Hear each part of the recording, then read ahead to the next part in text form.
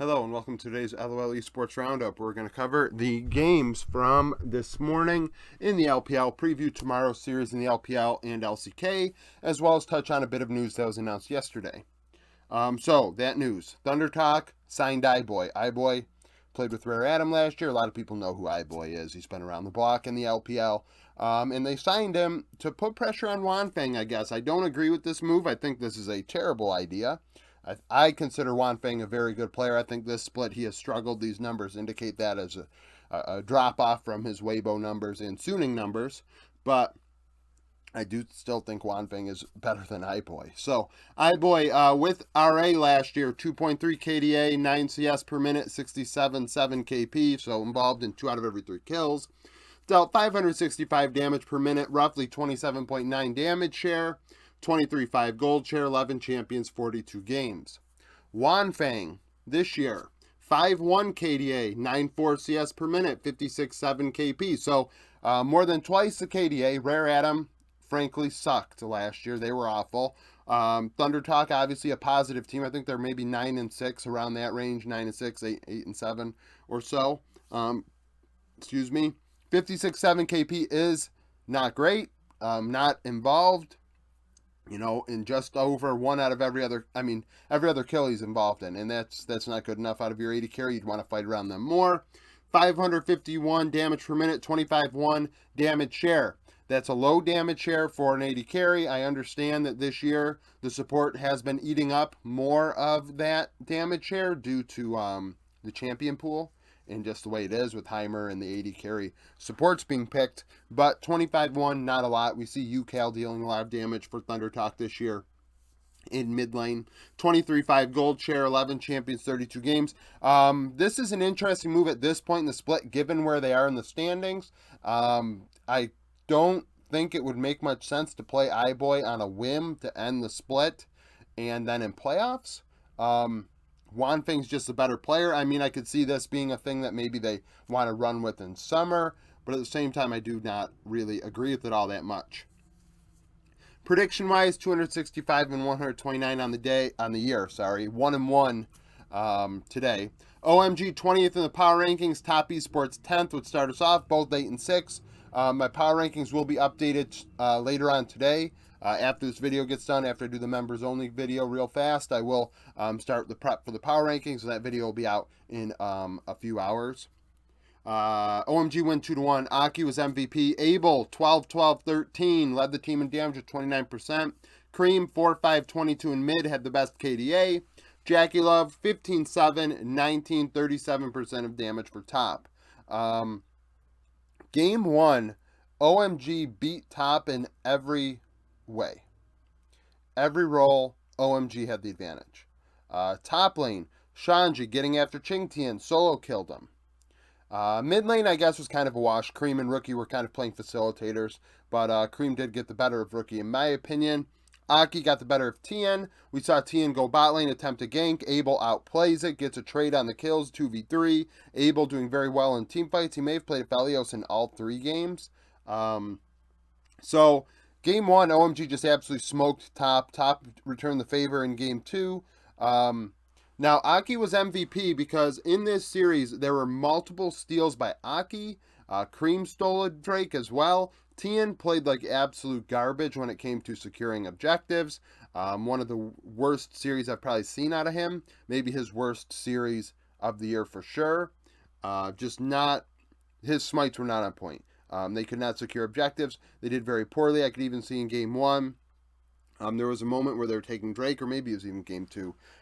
And they allowed it to reset, which allowed OMG to get into the pit and take it. So, just very poor play out of top as top continue to lose. They're locked into the playoffs now, but they are struggling mightily. Game 3, once again, Aki doing some work. He stole a Baron that they needed really badly. Top were in control. They lose the Baron. Abel's able to clean up, get a couple kills. Shanji as well on the Kennen doing a lot of work in the late game team fights.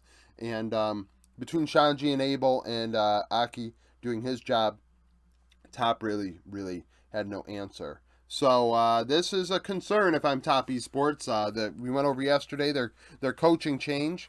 I don't think that was a great idea, but we are where we are. Weibo and Team Wii. Weibo 11th in the power rankings at 9-5. Team Wii 7-7. Weibo win 2-1. I didn't write it down, but Zhao Hu is the MVP. The Shy 10 kills, 12 deaths, 15 assists for 28% of Weibo's damage. Crisp at support had the best KDA, 1-7-38. Shanks for Team Wii went 9-7, 25, 31% of damage.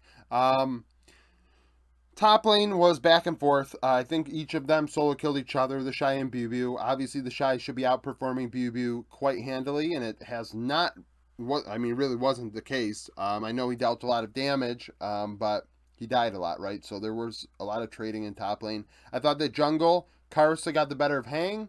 Karsa solo killed Hang at one point, but Hang in their win in game 2 did very well for Team Wii on the Lee Sin. That's undeniable. But I thought Karsa overall over the entire series did a better job. In terms of mid lane, Zhao Hu, like I said, was MVP. Game 1 on the Annie, he did some work. He did some nice things.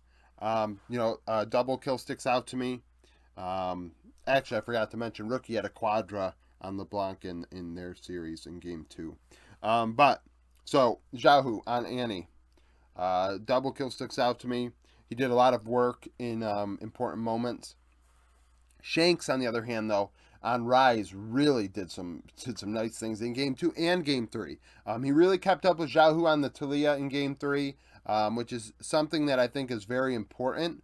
If you got to kind of determine, I say this all the time, and I think everybody would, a lot of people would think similarly. You're picking somebody with a global ulti and Talia, you need to match it with the Rise or vice versa, and you have an obligation to create something and to offset things. Like, you have to, if you're not going to be the initiator, you have to at least respond. Like, if Zhao Hu goes bot lane, Shanks followed, and Shanks did that consistently in Game 3. Game 3 was close until, the final team fight or so around Baron, where Weibo were able to succeed.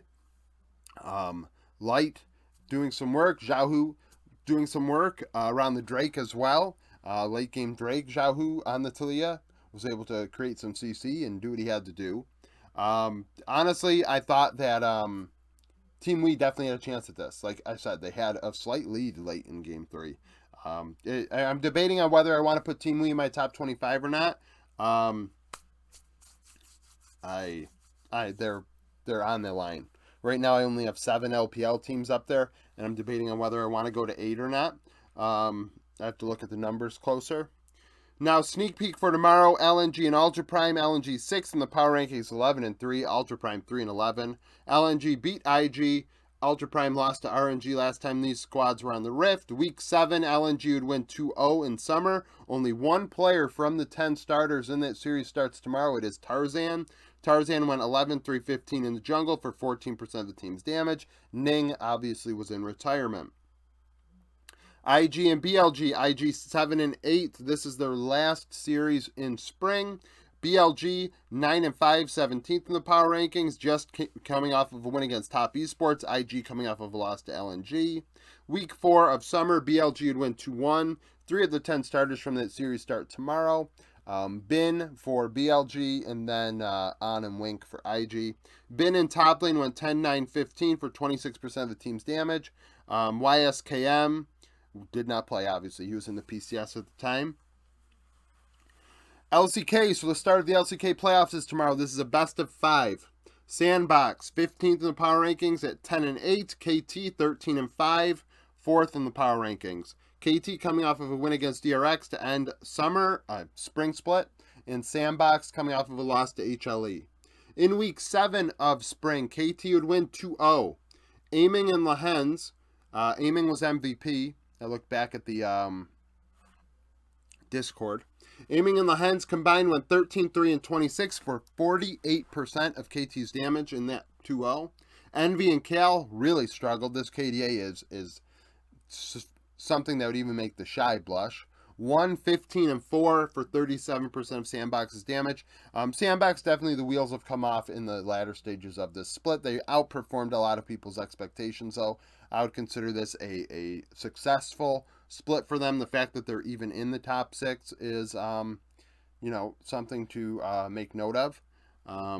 Now, KT are on fire. So This is going to be a really interesting series. My predictions will be in the members only video. Thank you for watching. If you like the video, like it. Subscribe to the channel for daily League of Legends content. Follow me on Twitter. Join the Discord. Become a supporter. And thank you for watching.